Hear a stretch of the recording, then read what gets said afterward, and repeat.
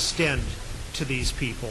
And through a series of Supreme Court rulings, we've gotten something that says, well, maybe they don't get, habeas corpus in the full sense of like, but that there is at least some limited right.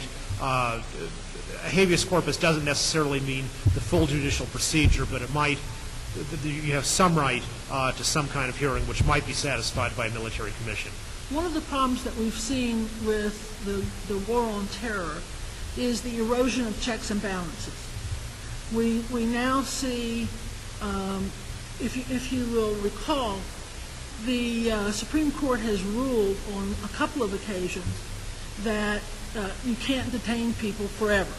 So that's a paraphrase. But we're still detaining people forever.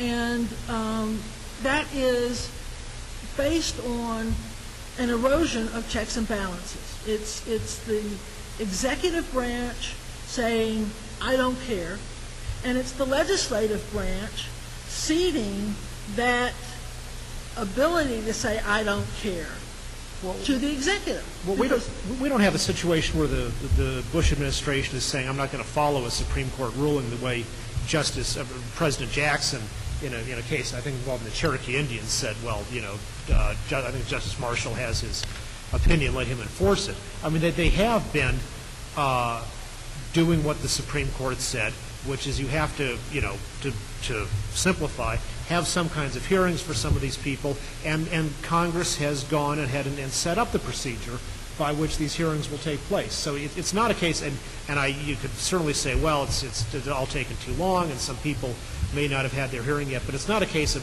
defiance of the court's order, but the Congress and the President are complying with what the court said.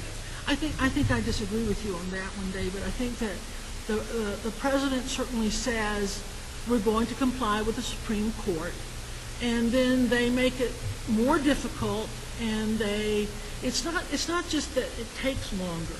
I think it is a willful defiance of the court, and it's a way of throwing up roadblocks. I mean, they say they're going to abide by the court's decision, but the roadblocks and the barriers to getting it done are almost insuperable.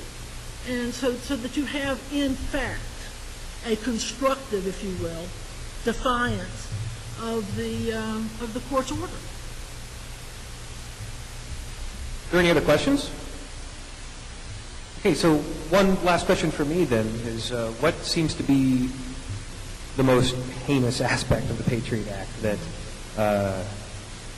is really, I guess, inexcusable, something that really shouldn't have gone by Congress? I mean, it's such a dense document, and I know that there's a little piece of every section that could probably be poo-pooed, but that it applies to things that are outside the very, very broad federal definition of terrorism. I think that's true. I think the fact that it applies to common crimes. I think as well, quite frankly, that I used to think the Patriot Act was the worst thing that could happen, but I found out later that it's not. I think some of the subsequent changes, some of the subsequent laws, the FISA court, the Military Commissions Act, the retroactive immunity for government officials as well as for telecom companies, that those kinds of things have become, to my mind and to the ACLU's mind, almost worse than the Patriot Act. Great. Thank you very much. I appreciate you guys coming out today and Thank you for having sharing me. your knowledge with us. Thank you. Good job. Good job, David.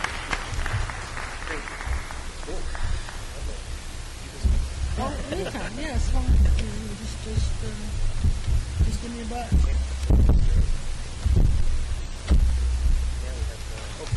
Just a quick reminder, in about 20 minutes, we'll have Senator Gary Hart here talking about national security in the 21st century. That lecture is from 1 to 2. There is a Q&A for it as well. Tomorrow at 11:30, we have economist Christopher Coyne coming in. The topic of his lecture is can liberal democracy be exported at gunpoint? And then at 1 o'clock, we have Professor Howard Zinn talking about civil disobedience for the 21st century. Thank you very much. ammunition